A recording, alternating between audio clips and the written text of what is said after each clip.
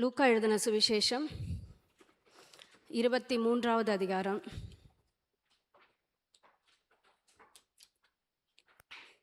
33-34 வாசிக்கும்படி கேட்கிறேன்.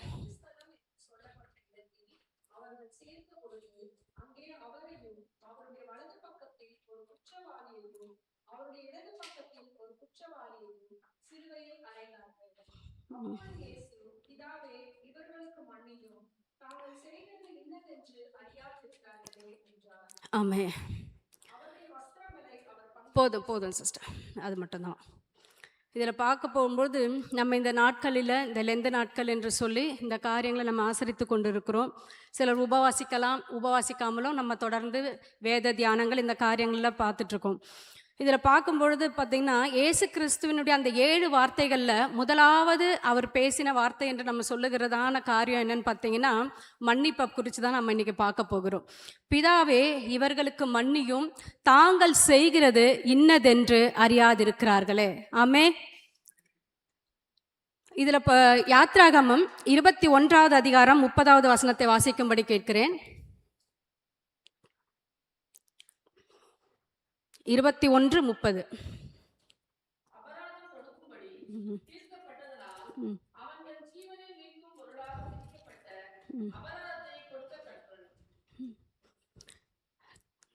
ஜீவனை மீட்கும் பொருளாக விதிக்கப்பட்ட அபராத தொகையை கொடுக்க கடவன். பழைய ஏற்பாட்டு காலத்தின் காரியங்களை பார்க்கும்போது இதில் முன்னாடி சொல்லப்பட்டிருக்கிற விஷயம் என்னென்னா, ஆண்டவர் எல்லாவற்றுக்கும் ஒரு சட்ட திட்டங்களை நியமித்து வைத்திருந்தார். ஒரு மாடு முட்டினாலோ, அதனால் மனுஷனுக்கு பாதிப்பு உண்டானாலோ, குடியில் விழுந்துட்டாலோ, இப்படி ஒவ்வொரு காரியத்துக்கும் ஆண்டவர் ஒரு சட்ட திட்டத்தை வைத்திருந்தார். அதன்படி தான் யாத்ராகமத்தில் சொல்லப்பட்டிருக்க இந்த காரியம் என்னென்னா, ஒரு மாடு முட்டி ஒரு மனுஷன் இறந்துட்டான் அப்படின்னா அந்த மாடும் கல்லெறிந்து கொல்லப்பட வேண்டும், அதுக்குரிய எஜமானனும் கல்லெறிந்து கொல்லப்பட வேண்டும். அப்படி இல்லையா, அதுக்குரிய அபராத தொகையை எதற்காக கொடுக்கணும்னு சொல்லப்பட்டிருக்குது. அவன் தன் ஜீவனை மீட்கும் பொருளாக அந்த அபராத தொகையை அவன் செலுத்த வேண்டியதா இருக்குது. இது பழைய ஏற்பாட்டு காலத்துல. ஆனா புதிய ஏற்பாட்டு காலத்துல தேவன் 3:16 யோவான் 3:16 நமக்கு எல்லாருக்குமே தெரிஞ்ச வசனம் தான். அது எல்லாரும் சேர்ந்தே சொல்லலாமா? அது மனப்பாடமா தெரியும்ல.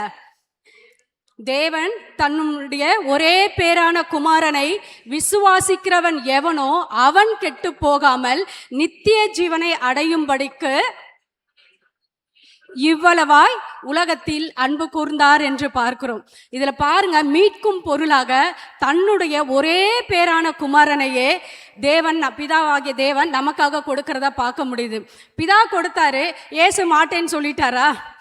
இயேசுவும் பார்த்தீங்கன்னா, அதாவது ஒரு வசனம் இப்படியா இருக்குது, ஒருவன் தன் சிநேகிதனுக்காக ஜீவனை கொடுக்கிற அன்பை பார்க்கிலும் பெரிதானது ஒன்றுமில்லைன்னு இயேசு கிறிஸ்து சொன்னார். அப்போ அவர் எல்லா இடத்திலேயுமே ஆண்டவர் பார்த்தீங்கன்னா நமக்கு மாதிரியை காண்பிக்கிறார். சில இந்த நாட்களில் கூட நம்ம பார்த்தோம் இல்லையா, சீலையை கட்டி கொண்டு என்ன பண்ணார் ஆண்டவர், இதை மாதிரியா நான் உங்களுக்கு காண்பிக்கிறேன், அந்த தாழ்மையை வெளிப்படுத்தும்படிக்கு. அப்போ இதே மாதிரி தான் ஆண்டவர் இந்த இடத்துலையுமே பார்த்தீங்கன்னா தம்மையே சிநேகிங்கன்னு சொல்றவர், மன்னிங்கன்னு சொல்ற கிறிஸ்து மன்னித்தாரு, தன்னையே கொடுக்கிறவராய் அவர் மாறினார். ஹல்லேலூயா. ஏசாயா 43வது அதிகாரம் 2-3 ஒருவர் வாசிக்கும்படி கேட்கிறேன்.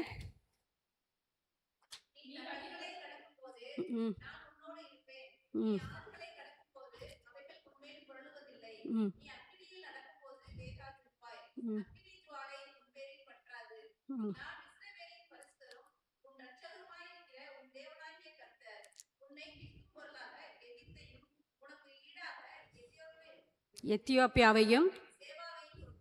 ஆமே. பழைய ஏற்பாட்டு காலத்தின்படி பார்த்தீங்கன்னா இஸ்ரவேல் ஜனங்களா இருக்கிறவர்களை மீட்கும் படிக்க ஆண்டவர் என்ன பண்ணாரா, எத்தியோப்பியாவை கொடுத்தாரு, சேபாவை கொடுத்தாரு தான் சொல்லப்பட்டிருக்குது. அது வந்து வாக்கு தத்தமாவே தான் நம்ம எப்பவுமே அதுக்கு முன்னா இருக்க அதிகாரத்தை மாத்திரம் வசனத்தை மாத்திரம் எப்பவுமே நம்ம வாசிப்போம். இவைகளையே கொடுத்த தெய்வம் உண்மையிலே இந்த புதிய ஏற்பாட்டு காலத்தின் காரியங்கள்ல பார்க்கும்போது எத்தியோப்பியாவை அல்ல, சேபாவை அல்ல, நான் என்னையே உங்களுக்காக கொடுக்கிறேன் என்று சொல்லி அந்த மன்னிப்பை தேவன் நமக்காக கொடுத்திருக்கிறார். ஹல்லேலூயா. ஏசாயா 38:17 ஒருவர் வாசிக்கும்படி கேட்கிறேன்.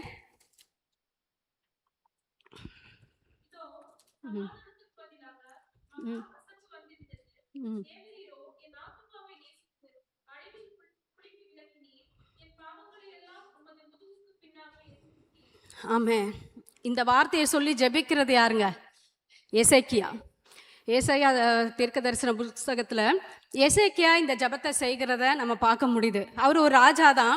ஆனால் பார்த்தீங்கன்னா இப்போ வியாதிப்பட்டிருக்கிற சூழ்நிலையில் அவர் மறிக்கிறதுக்காக எல்லா காரியத்தையும் ஆயத்தம் பண்ணிடுன்னு சொல்லிடும் போது தீர்க்க தரிசனம் மூலமாக ஆண்டவர் மறுபடியும் சொல்லி அனுப்புகிறாரு, உனக்கு 15 வருஷத்தை கூட்டி கொடுக்குறேன். கூட்டி கொடுத்த பிறகு எசேக்கியா பண்ணுற ஜபம் தான் இந்த ஜபம். ஆண்டவரை பார்த்து அவர் சொல்கிற காரியம் என்னென்னா, என்னுடைய பாவங்களை உம்முடைய முதுகுக்கு பின்னாக போட்டுக்கொண்டு, நம்ம முதுகுக்கு பின்னால் இல்லை, நம்ம முதுகுக்கு பின்னாடி போட்டோன்னு வச்சுக்கோங்க, யார்ட்டையாவது கொஞ்சம் படித்தாது சொல்லுங்களேன்னு சொல்லுவோம். நம்ம புத்தி அப்படி. ஆண்டவர் பார்த்தீங்கன்னா அவரோட முதுகுக்கு பின்னாடி போட்டாராம். ஏன்னா அவரை மிஞ்சி ஒருத்தரும் போய் என்ன பண்ண முடியாது, அந்த பாவத்தை பார்க்கக்கூடாதுன்னு, தானே பார்க்கக்கூடாதுன்னு சொல்லி தான் கிறிஸ்து என்ன பண்ணார், அவருடைய முதுகுக்கு பின்னால் போட்டுட்டாராம். பாவத்தை ஆண்டவர் நேசிக்கல, பாவியாகிய நம்மளை நேசித்து நம்மளுடைய பாவங்களை எல்லாம் அவர் என்ன பண்ணாரு, முதுகுக்கு பின்பாக போட்டு விட்டார். அதிலேயே இன்னொரு வார்த்தை இன்னொரு வசனம் இப்படி இருக்கும், கிழக்குக்கும் மேற்குக்கும் எவ்வளவு தூரமோ அத்தனை தூரமா நம்மளுடைய பாவத்தை அவர் அகற்றினார் என்று நம்ம பார்க்க முடியுது.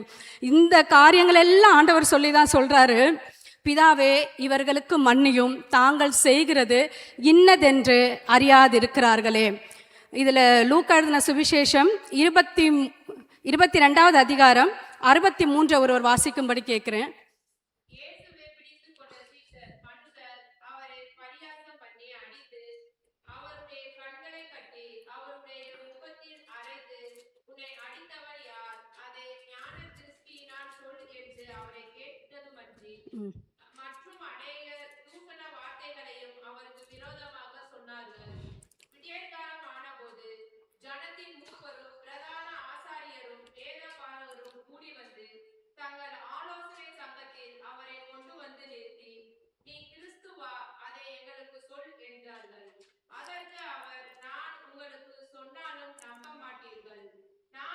போதும்மா. இப்போ இதில் பாருங்க, எல்லாருமே அதை உங்கள் பைபிளை பார்த்து வாசிங்க. இயேசுவை பிடித்து கொண்ட மனுஷர் அவரை பார்த்து பரியாசம் பண்ணி, நாம அவர் அடித்து, நாம அவருடைய கண்களை கட்டி, நாம அவருடைய முகத்தில் அறைந்து, ஞான திருஷ்டியினால் சொல் என்று அவரை கேட்டதும் அன்றி. உண்மையிலே யோசிச்சு பாருங்க. அடுத்ததாக இருக்குது தூஷண வார்த்தைகள். நாம் நினச்சிட்டு இருக்கோம் அவங்க மட்டும்தான் இதெல்லாம் செஞ்சாங்கன்னு. இந்த நாள் வரைக்கும், இந்த கொஞ்ச நேரத்துக்கு முன்னாடி வரைக்கும் எத்தனை காரியத்தை தேவனுக்கு விரோதமாக நாம் செஞ்சுருப்போம்.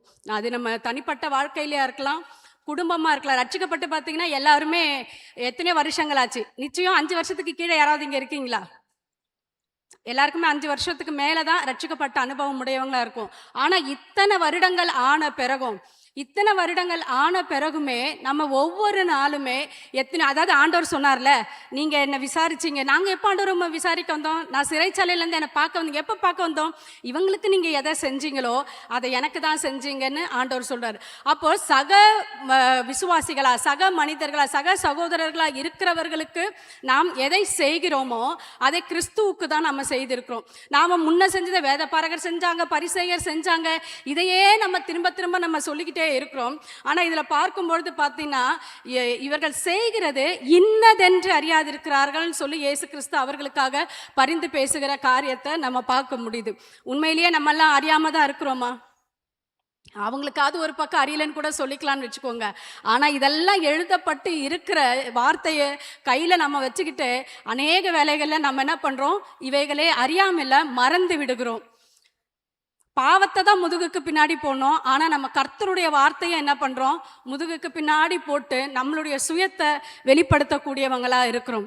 பிதா இயேசு கிறிஸ்து அந்த கடைசி தருணத்தில் திரும்ப திரும்ப வருகிற அந்த வார்த்தை என்னன்னா, பிதாவே இவர்களுக்கு மன்னியும், தாங்கள் செய்கிறது இன்னதென்று அறியாதிருக்கிறார்களே. இதில் பார்க்கும்பொழுது பார்த்தீங்கன்னா, நம்ம யாருடைய பாவத்தையும் நாம் மன்னிக்க முடியாது. பாவத்தை மன்னிக்கிறதுக்கு ஒரே அதிகாரம் படைச்சவர் யாரு? ஆண்டவராகிய இயேசு கிறிஸ்து மாத்திரம்தான். மத்தேயு 9:6 வாசிங்க.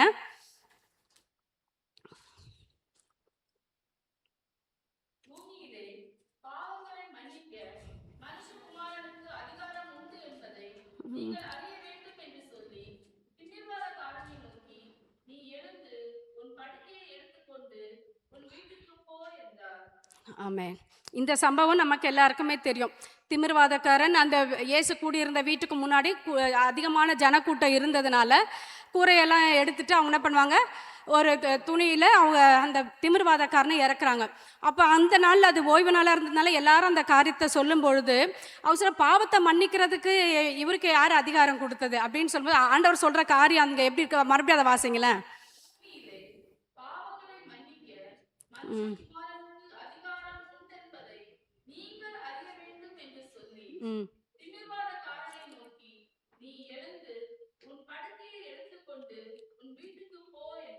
ஆமே.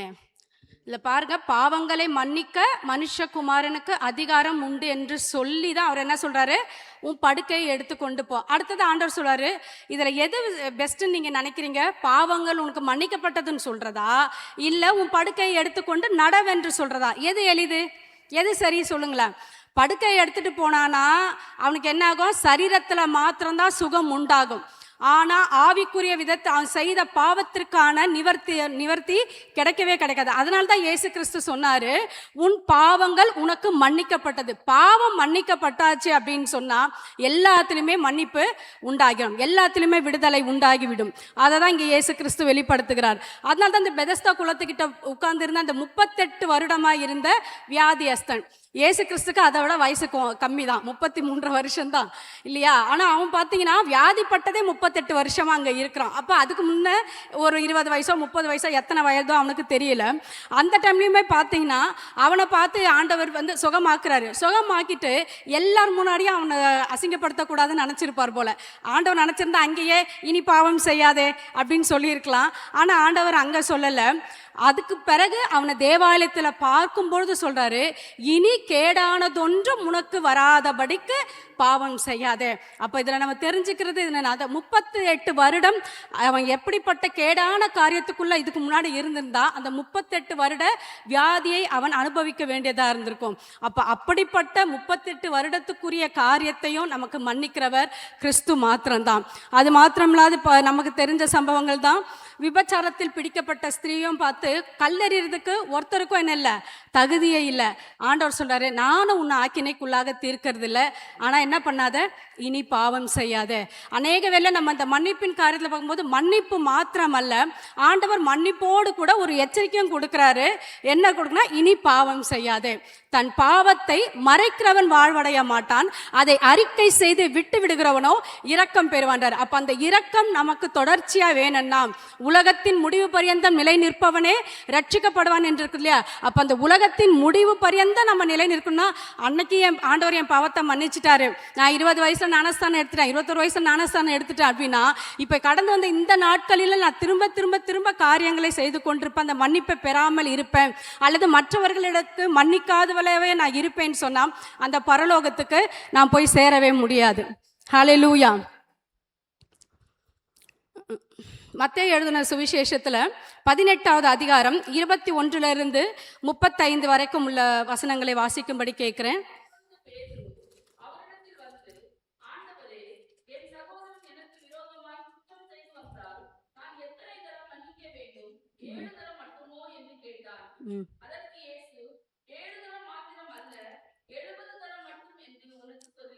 ஏழு 70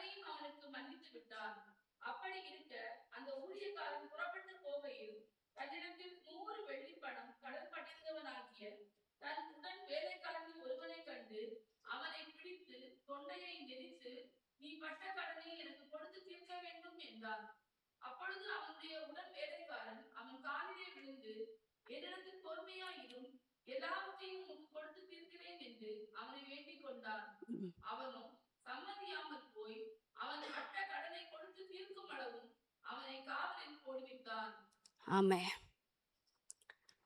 இதுல பார்க்கிறோம், உண்மையிலேயே நமக்கு மன்னிக்கப்பட்டது எவ்வளவுன்றது நமக்கு நமக்கு தான் தெரியும். எனக்கு எவ்வளோ மன்னிக்கப்பட்டு இருக்குதுன்றது எனக்கு மட்டும்தான் தெரியும். யோசிச்சு பாருங்க. சிலருக்கெல்லாம் 3 வயசுல நடந்த சில சம்பவங்கள் கூட ஞாபகம் இருக்கும். சிலருக்கெல்லாம் எனக்கு 10 வயசுக்கு முன்னாடி இருந்ததெல்லாம் ஞாபகம் இல்லைன்னு சொல்லுவோம். எந்தெந்த வயசுலேருந்து நம்மளுடைய அந்த சிறு வயது காரியங்கள் ஞாபகம் இருக்கோ, அந்த வயதுலேருந்து இப்பொழுது இருக்கிற வயது வரைக்கும். இப்போ நான் என்ன எடுத்துக்கிட்டேன்னா, உண்மையிலே எனக்கு 5 இயர்ஸ் காரியம்லாம் ஞாபகம் இருக்குது. இப்போ எனக்கு 49 வயசு நடந்துட்டுருக்கு, முடிய போகுது. இப்போ இந்த வயது வரைக்கும் என்னுடைய பாவங்களை நான் ஒன்று ஒன்றா எடுத்து வைக்கிறேன்னு வச்சுக்கோங்க. அது எப்படி ஆயிரும் தெரியுமா? ஒரு பெரிய மலை போல குவிஞ்சு நிற்கும். அப்பேற்பட்ட பாவத்தை கிறிஸ்து எனக்காக மன்னித்திருக்க, எனக்கு விரோதமா ஒருத்தவங்க செஞ்ச பாவத்தை நான் மன்னிக்கல அப்படின்னா, ஆல்ரெடி இந்த வசனத்துல முதலே சொல்லப்பட்டது, பரலோக ராஜ்யத்துக்கு அது ஒப்பா இருக்குதுன்னு சொல்லி தான் அந்த 23வது வசனம் பார்க்கும்போது, எப்படி எனில் பரலோக ராஜ்யம் தன் ஊழியக்காரரிடத்தில் கணக்கு பார்க்க வேண்டும் என்று இருந்த ஒரு ராஜாவுக்கு ஒப்பா இருந்தது. அந்த ராஜா தான் கிறிஸ்து. அந்த பரலோக ராஜ்யம் நமக்காக தான் இருக்குது. அப்போ இந்த இரக்கமற்ற ஊழியக்காரனுடைய நிலையை யோசிச்சு பார்க்கும்போது பார்த்தீங்கன்னா, அவனுக்கு மன்னிக்கப்பட்ட காரியம்னு பார்க்கும்போது அதில் சொல்லப்பட்டிருக்கிறது எத்தனை 10,000 10,000 10,000. அப்போ அந்த 10,000த்துக்குரிய மதிப்பு அப்படின்னு பார்க்கும்போது, ஒரு தாளந்துன்னு நம்ம வந்து ஈஸியாக சொல்லிடுவோம். ஏன்னா நம்ம பிக்சர்லாம் பார்க்கும்போது அது ஒரு காயின் மாதிரி காமிப்பாங்க. ஆக்சுவலாக அந்த ஒரு தாளந்துங்கிறது வந்து ஒரு எடையோட இது. அது வந்து கிட்டத்தட்ட சில இதில் 35 கிலோன்றாங்க, சில இதில் 36 கிலோ. சரி, ஓகே, 35 கிலோவாகவே இருக்கட்டும். 35 கிலோனா 10,000 × 35, அவ்வளோ காரியத்தை நமக்கு மன்னிக்கப்பட்டிருக்குது. ஆனால் இவனுக்கு மன்னிக்கப்பட வேண்டியது, இவனோட ஊழியக்காரனா இருக்கவனுக்கு மன்னிக்கப்பட வேண்டியது வெறும் 100 வெள்ளி பணம். அந்த 100 வெள்ளி பணத்துக்கு பெரிய இது இல்லை. ஆராய்ச்சி இதில் தேடி பார்த்தேன், நான் சர்ச் பண்ணி பார்த்தா அதில் பெருசாக இல்லை. ஆனால் ஒரு வசனத்தை ஆண்டவர் எனக்கு ஞாபகப்படுத்தினார். இயேசு கிறிஸ்து கிட்ட வந்து கேட்பாங்க, பேதுருவினிடத்தை வந்து கேட்பாங்க, உங்கள் போதகர் வந்துட்டு வரி செலுத்துறது இல்லையே அப்படின்னு. இல்லையே, அவர் கொடுக்குறாரே அப்படின்னு சொல்லிட்டு பேதுரு வீட்டுக்குள்ளே வரும்போது ஆண்டவர் சொல்லுவார், நீ போயிட்டு கடலுக்கு போ, அங்கே மீன் முதல்ல தூண்டில போடு, முதல் பிடிக்கிற மீனோட வாயை திறந்து பார்த்தீங்கன்னா ஒரு வெள்ளி பணம் இருக்கும், அதை எடுத்து உனக்கும் எனக்கும் செலுத்துன்னு சொல்வார். அப்போ அந்த மாதிரி ஒரு மீன் வாய்க்குள்ளே இருக்கக்கூடிய அளவு பணம் ஒரு 100 பணம். ஒருவேளை அது 1 கிலோவாக இருக்கலாம், ஒரு 5 கிலோ கூட வச்சுக்கோங்களேன். 350 டன்னுக்கு மன்னிக்கப்பட்டிருக்கிற நாம 1 கிலோவுக்கு 2 கிலோவுக்கு மன்னிக்கிறதுக்கு இந்த நாட்களில் நம்ம தயாரா இல்லை.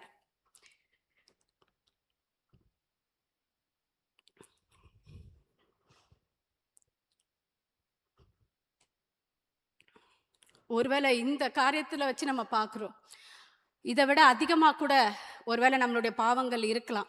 ஆனால் இவ்வளோ காரியத்தை நமக்காகவே இந்த உலகத்தில் கிறிஸ்துவை பிறக்க வச்சு தன்னுடைய ஒரே பேரான குமாரனையே நமக்காக கொடுத்த ஆண்டவர் தான் இந்த காரியத்தை பார்க்கும்போது அதாவது இயேசு கிறிஸ்து சொல்வார் இல்லையா, என்னை கண்டவன் பிதாவை கண்டான்னு சொன்னார். அப்போ அந்த இயேசு கிறிஸ்து தான் சிலுவையில் அறையப்படும் போது சொல்றாரு, பிதாவே தாங்கள் செய்கிறது இன்னதென்று அறியாதிருக்கிறார்கள், இவர்களுக்கு மன்னியும் என்று சொல்லி. இதுல கடைசியா இருக்கிற வசனத்தை எல்லாரும் சேர்ந்து வாசிப்போம். அந்த 35வது வசனத்தை, நீங்களும் தன் சகோதரன் செய்த தப்பிதங்களை மனப்பூர்வமாய் மன்னியாமல் போனால் என் பரமபிதாவும் உங்களுக்கு இப்படியே செய்வார். அவன் எப்படி அந்த புறம்பான இருளிலே போடப்பட்டானோ அப்படிதான் நாம மற்றவர்களை மன்னிக்காதப்ப அந்த பரலோகத்தின் ராஜ்யம் நமக்கு கிடைக்காது. அந்த புறம்பான இருளிலே நம்ம போடப்படுகிறவர்களாய் காணப்படுவோம். ஹல்லேலூயா.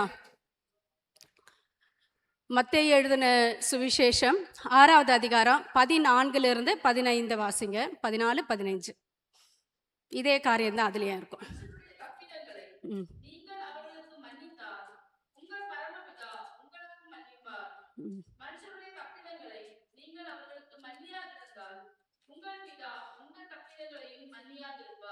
ஆமென். மன்னிக்கும்படிக்காகவே அவர் நம் மீது வைத்த அன்பு நிமித்தம் நம்மளை மன்னிக்கும்படிக்காக தான் இந்த உலகத்துக்கு கிறிஸ்து வந்ததை எல்லாருக்குமே தெரிஞ்சதுதான்.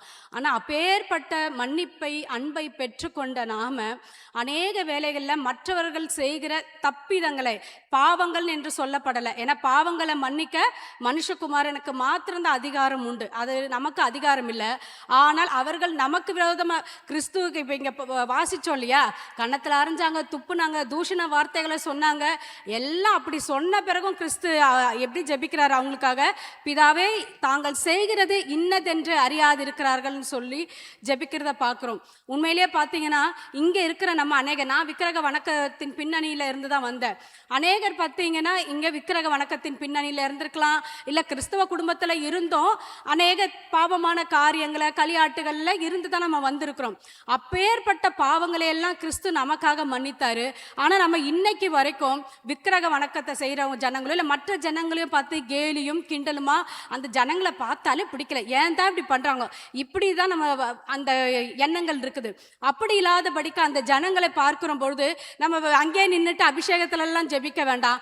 மனதளவில் ஆண்டவரே இவர்களுக்கு மன்னியும், தாங்கள் செய்கிறது இன்னதென்று அறியாதிருக்கிறார்கள் சொல்லி நம்ம மனசில் பண்ணுற அந்த ஜெபத்தை நிச்சயமாக கர்த்தர் கேட்டு அவர்களை ரட்சிக்க அவர் போதுமானவராக இருக்கிறார். ஹல்லேலூயா, ஹல்லேலூயா. இதில் என்னென்னா கிறிஸ்து மன்னித்த அந்த சூழ்நிலையை பார்க்கும் பொழுது சிலுவையில் அறையப்பட்டிருக்கிறார். 2 கரங்கள்லேயும் ஆணிகள், 2 கால்களையும் சேர்த்து ஆணிகள் கடாவப்பட்டிருக்கு. நம்ம ஆணிகள் நினைக்கும் போது நம்ம நினைக்கிறது சின்ன சின்ன ஆணி, அதெல்லாம் ஆராய்ச்சியாளர்கள் என்னென்னமோ கணக்கெல்லாம் சொல்கிறாங்க. அவ்வளோ பெரிய காரியத்தை, அவ்வளோ பெரிய ஆணியை கிறிஸ்துவுடைய கரங்களிலும் கால்களிலும் அடிக்கப்பட்ட அந்த சூழ்நிலையில் நான் ஏற்கனவே இதை பற்றி சொல்லியிருக்கேன். உண்மையிலேயே புவியீர்ப்பு விசையானது அவருடைய பாடி அதை மூச்சு விட ரொம்ப சிரமமாக இருக்கும். பிளட்டு ஃபுல்லாக வெளில போயிட்டே இருக்கு இல்லையா, சிரமப்படுற அந்த சூழ்நிலையில் பார்த்தீங்கன்னா அவர் என்னால் வலி தாங்க முடியல பிதாவே என்னை எடுத்துக்கோங்கன்னு சொல்லியிருக்கலாம். ஆனால் பார்த்தீங்கன்னா அவர் அந்த டைம்லேயும் சொல்கிறாரு, பிதாவே தாங்கள் செய்கிறது இன்னதென்று அறியாதிருக்கிறார்கள், இவர்களுக்கு மன்னியும் என்று சொல்லி. அதே சுபாவத்தை தான் ஆண்டவர் அநேக காரியத்தில் சொல்கிறார், நான் பரிசுத்தர் ஆகையால் நீங்களும் பரிசுத்தராக இருங்கள். அநேக இடத்துல பார்க்கும்பொழுது நம்ம இந்த காரியத்துக்கு ஜெபிப்போம், ஆனால் பிதா மன்னித்தது மாதிரி மன்னிக்கிற சுபாவம் நமக்குள்ளே இருக்குதான்னு பார்த்தா உண்மையிலேயே இல்லை. ஒரு காரியத்தை மன்னிப்போம், நமக்கு ஏற்றுக்கொள்ளக்கூடிய காரியத்துக்கு மன்னிப்போம், ஆனால் அநேக காரியங்களை நம்ம மன்னிக்க முடியாத சூழ்நிலையில் இருக்கிறோம்.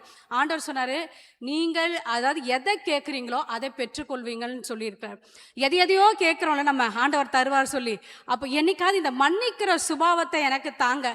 ஒரு நாள் விழுந்து போகிறோம், சரி இன்னைக்கு மன்னிக்க முடியல, இல்லை நேற்று மன்னிக்க முடியல, இன்னைக்கு மன்னிக்க முடியலன்னா கேட்டு பாருங்களேன், நிச்சயமாக ஆண்டவர் தருவாரா இல்லையா? ஹல்லேலூயா, நிச்சயமாக தருவார். என்னோட சுபாவம்லாம் பார்த்தீங்கன்னா நான் வேகமாக பேசக்கூடிய சுபாவன்றது எல்லாருக்கும் தெரியும். அதுலேயும் பார்த்தீங்கன்னா ஒருத்தவங்க தப்பு பண்ணிட்டாங்கன்னா உடனே கேட்டுருணும் அப்படின்னு நினைப்பேன். ஏன்னா என்கிட்ட தப்பு இல்லை, என்கிட்ட உண்மை இருக்குது அப்படின்னா அநேக இடத்துல பார்த்தா நான் ரொம்ப வேகமாக பேசிடுவேன். இந்த இடத்துல இந்த நாளில் நீங்கள் இப்படி தான் நீங்கள் சொன்னீங்க அப்படின்லாம் ரொம்ப எக்ஸ்பிளைன்லாம் பண்ணுவேன் நான் வாலிபா வயசுலேருந்து.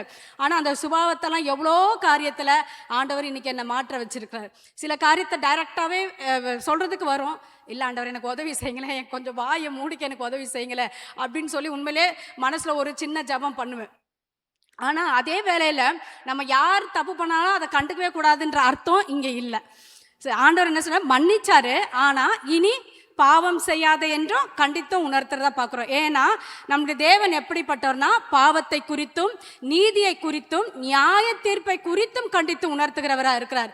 அப்போ அவர் கண்டித்தும் உணர்த்துவார், அதே வேளையில் மன்னிப்பு நிறைந்த அன்பு நிறைந்த தேவனாகவும் நம்முடைய தேவன் இருக்கிறதா பார்க்க முடியுது.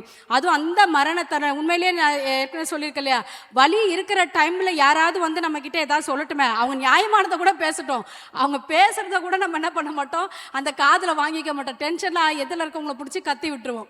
ஆனால் அந்த வலி நிறைந்த சூழ்நிலையில் புவியீர்ப்பு விசை அவரை இழுக்கிற அந்த டைம்லையுமே மூச்சு வாங்கி அதை கற்பனை கூட பண்ணவே முடியல.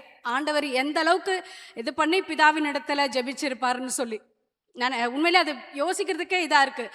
அந்த அளவுக்கு இது பண்ண அவர் சொல்கிறாரு, பிதாவே இவர்களுக்கு மன்னியும், தாங்கள் செய்கிறது இன்னதென்று அறியாதிருக்கிறார்கள். ஹல்லேலூயா. இந்த மத்தேயு 6 வாசித்தபடியே மனுஷருடைய தப்பிதங்களை நீங்கள் அவர்களுக்கு மன்னியாதிருந்தால் பிதாவும் நம்மளுடைய தப்பிதங்களை நமக்கு மன்னியாது இருப்பார். அப்போ நான் இதை செய்ய மாட்டேன், நான் அதை பண்ண மாட்டேன், அவங்கள்ட்ட பேச மாட்டேன். நீங்கள் மன்னிச்சோம் அவங்க ஒதுங்கி போகிறாங்கன்னா விட்டுடுங்க. கேள்வி அவங்க கிட்ட ஆண்டவர் கேட்க மாட்டார். நீ மன்னிச்சியான்னு சொல்லி அவங்கள கேட்க மாட்டார், நம்ம கிட்ட தான் கேட்பாரு. அதே மாதிரி கிறிஸ்தவர்களாக இருக்கிறவங்களுக்குள்ள அந்த மன்னிக்கிற தன்மையும் நம்மக்கிட்ட இல்லாமல் இருந்துச்சுன்னா நாம் ஜெபிக்கிறவங்களாகவும் இருக்க முடியாது. ஜெபிக்கிறோம் அப்படின்னு சொன்னால் நிச்சயமாக நமக்குள்ள அந்த மன்னிக்கிற சுபாவம், மன்னிக்கிற குணம் நமக்கு நிச்சயமாக வேணும். அதுவும் அந்த வசனத்தில் நம்ம பார்த்தோம், எப்படி மன்னிக்கணுமா? மனதார மன்னிக்கணுமா. சரி போட்டோம் போ, எதனா பண்ணிட்டு போட்டோம். எப்படின்னா நான் இப்படி நான் இந்த ஜபத்தை பண்ண இன்னொரு வசனம் இருக்குது தெரியுங்களா?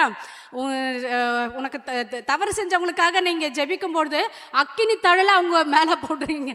ஒரு முறை ஒரு சகோதரி என்கிட்ட ஃபஸ்ட்டு எங்கள் உறவுக்காரங்க தான் அப்படி இது பண்ணும்போது அந்த வார்த்தை சொன்னார், நீ இது பண்ண ஆண்டவர் இப்படி சொல்லிருக்காரு, அக்கினி தழலை அவங்க மேலே.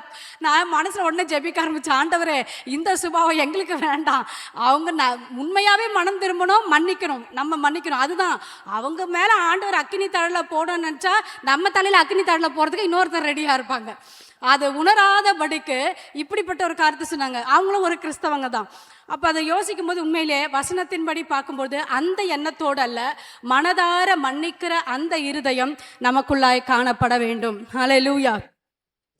அநேகர் பார்த்தீங்கன்னா பாஸ்டர்ஸ்லாம் கூட அடிக்கடி சொல்லுவாங்க, சில ஊழியக்காரர்கள் பார்த்தீங்கன்னா இந்த கடைசி நாட்களில் ரொம்ப நல்ல ஊழியக்காரர்கள்னு பேர் பெற்றவங்களா இருப்பாங்க, முதியவங்களாக இருப்பாங்க, தன்னுடைய சுயத்தெல்லாம் இழந்து ஊழியம் செய்தவங்களாக இருப்பாங்க.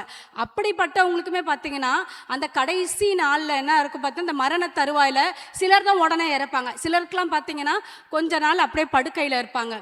இவங்களுக்கு ஏன் இந்த வியாதி, இவங்களுக்கு ஏன் இப்படி அப்படின்ற மாதிரிலாம் நம்மளுக்கு தோணும். உண்மையிலேயே பார்த்தீங்கன்னா அந்த டைமில் ஒரு பரிசுத்தத்தை தரும்படிக்காக தான் தேவன் இந்த காரியத்தை, அது ஊழியக்காரங்களுக்கு மட்டும் இல்லை, எல்லா விசுவாசிகளாக இருந்தாலும் யாராக இருந்தாலுமே. ஏன்னா அந்த டைமில் தான் பார்த்தீங்கன்னா எல்லாம் நம்மளுக்கு பழைய விஷயங்கள்லாம் ஞாபகத்துக்கு வர ஆரம்பிக்கும். கண்ணையே மூடிட்டு இருந்தா கூட நான் என் சிஸ்டரோட காரியத்திலே நான் அதை பார்க்க முடிஞ்சுது. அவள் பார்த்தீங்கன்னா அந்த மறிக்கிற தருவாயில் எல்லா பழைய விஷயங்களும் அவளுக்கு எல்லா ஞாபகத்தை வந்து கண்ணை மூடிட்டு தான் இருக்கா. வாய்ஸை கேட்டால் எல்லாருடைய காரியத்தையும் அவள் சொல்ல ஆரம்பித்தான். அப்போ அந்த மாதிரி தான் அந்த மரண தருவாயில் நம்மளுக்கு எல்லா காரியமும் இந்த படுக்கையில் இருக்கிற சூழ்நிலை எல்லாம் பார்த்திங்கன்னா ஞாபகத்தில் வர ஆரம்பிக்கும். யாரெல்லாம் நம்ம மன்னிக்கலையோ அவங்கள மன்னிக்கணுன்ற எண்ணம் வரும். நம்ம மன்னிப்பு கேட்க வேண்டியது இருந்தால் அந்த காரியங்கள் ஞாபகத்துக்கு நமக்கு வரும். இதை கர்த்தர் தான் இந்த காரியத்தையும் அனுமதிக்கிறோம். நம்ம நினச்சிப்போம், ஏன் இவங்களுக்கு இந்த பாடு, ஆண்டவர் எடுத்துக்கலாமே அப்படின்னு கூட நம்ம நினச்சிருக்கலாம்.